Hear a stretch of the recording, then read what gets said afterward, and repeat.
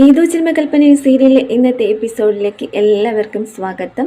അശ്വിനും ശ്രുതിയും നമ്മുടെ ശ്രുതിയുടെ വീട്ടിന് ഫ്രണ്ടിലെത്തി കേട്ടോ. എത്തിയ സമയത്ത് ശ്രുതി നോക്കുമ്പോഴത്തേനും പ്രീതി വീട്ടിന് ഫ്രണ്ടിൽ നിൽപ്പുണ്ട്.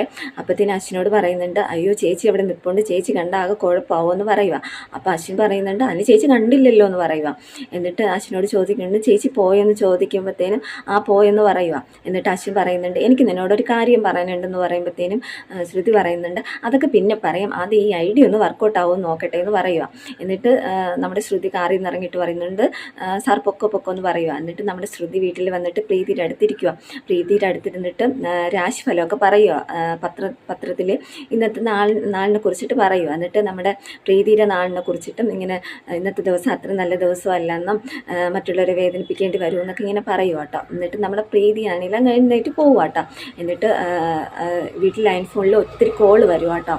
അപ്പോഴത്തേക്കും നമ്മുടെ പ്രീതി ഫോൺ എടുക്കുമ്പോഴത്തേനും അത് ആകാശമാണ് കേട്ടോ. ആ ഫോൺ ശബ്ദം കേട്ടപ്പം പിന്നെ പ്രീതി ഫോൺ വെച്ച് സംസാരിക്കാണ്ട് ഫോൺ കട്ട് ചെയ്ത് കേട്ടോ.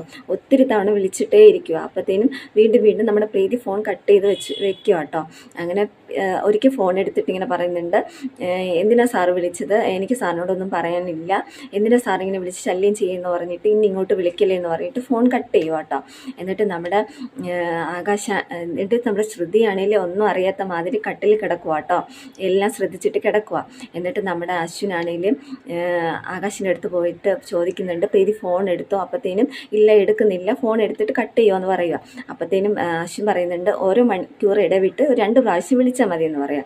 അപ്പോൾ ആകാശ് പറയുന്നുണ്ട്, അതെന്തിനാ, ഞാൻ അവൾ ഫോൺ എടുക്കുന്നവരെ ഞാൻ വിളിക്കുമെന്ന് പറയാം. എന്നിട്ട് അശ്വിനാണെങ്കിൽ ആകാശിനോട് പറയുന്നുണ്ട്, ഞാൻ പറഞ്ഞ കാര്യങ്ങൾക്ക് ഓർമ്മയുണ്ടല്ലോ, സമയം ലേറ്റായി, നീ പെട്ടെന്ന് അവിടേക്ക് പൊക്കോ, ഞാൻ ഇറങ്ങാൻ പോവാന്ന് പറയുക. എന്നിട്ട് നമ്മുടെ അശ്വിനാണെങ്കിൽ ആകാശിൻ്റെ കയ്യിൽ ഇത് കണ്ണട എന്തോ കയ്യിൽ കൊടുക്കുന്നുണ്ട്.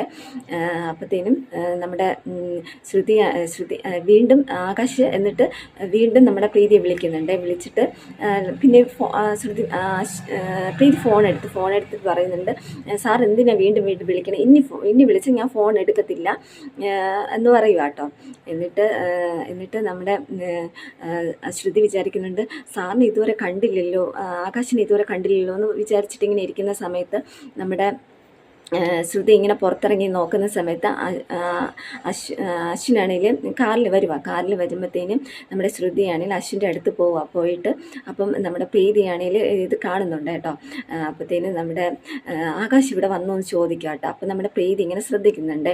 അപ്പോഴത്തേനും ഇല്ല വന്നില്ല. അപ്പോഴത്തേനും അവൻ്റെ റൂമിൽ നിന്ന് ഒരു ലെറ്റർ കിട്ടിയെന്ന് പറയുക കേട്ടോ. അപ്പോഴത്തേനും ഇത് കേട്ടപ്പോഴത്തേനും പ്രീതി നമ്മുടെ അശ്വിൻ്റെ അടുത്തേക്ക് പോവുക കേട്ടോ. പോയിട്ടാണെങ്കിലും നമ്മുടെ ശ്രുതി ആ ലെറ്റർ വായിച്ചിട്ട് ലെറ്റർ വായിക്കുക കേട്ടോ. ഒരു ഇഷ്ടപ്പെട്ട ഒരു കുട്ടിയുടെ പുറകെ നടക്കുമായിരുന്നു. പക്ഷേ ആ കുട്ടിക്ക് എന്നെ ഇഷ്ടമല്ലായിരുന്നു. എനിക്ക് ആരോടും ദേഷ്യമൊന്നുമില്ല. അടുത്ത ജന്മത്തിലെങ്കിലും ആ കുട്ടിയെ എനിക്ക് കിട്ടണമെന്നും ആഗ്രഹിക്കുന്നു. എന്നെ നോക്കി ആരും വരണ്ട, നിങ്ങൾ വരുമ്പോഴത്തേനും ഞാൻ മറ്റൊരു ലോകത്തായിരിക്കും എന്നൊക്കെ പറയുക കേട്ടോ. ഈ ലെറ്റർ കണ്ട് പെട്ടെന്ന് പ്രീതി വായിച്ച് നോക്കുക കേട്ടോ. എന്നിട്ട് നമ്മുടെ പ്രീതി പറയുന്നുണ്ട്, എനിക്ക് എത്രയും പെട്ടെന്ന് സാറിനൊന്ന് കാണണം എന്ന് അശ്വിനോട് പറയുക കേട്ടോ. അപ്പോൾ അശ്വിൻ പറയുന്നുണ്ട്, കാലിൽ കയറുമെന്ന് പറഞ്ഞിട്ട് ഇവർ കാലിൽ പോവുക കേട്ടോ. എന്നിട്ട് നമ്മുടെ പ്രീതിയാണെങ്കിൽ ആകെ ടെൻഷൻ അടിച്ച് വിഷമിച്ചിരിക്കുക കേട്ടോ.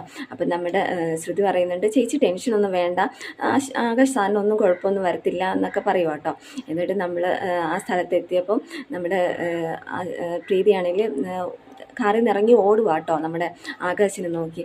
എന്നിട്ട് അപ്പോൾ അതിൻ്റെ പുറകെ നിന്ന് അശ്വിനും ശ്രുതിയും പുറകെ ഇങ്ങനെ പോവുക കേട്ടോ. എന്നിട്ട് ഒരു മലയുടെ മേളിൽ പോയിട്ട് അവിടെ ഡേഞ്ചർ എന്ന് എഴുതി വെച്ചിട്ടുണ്ട്.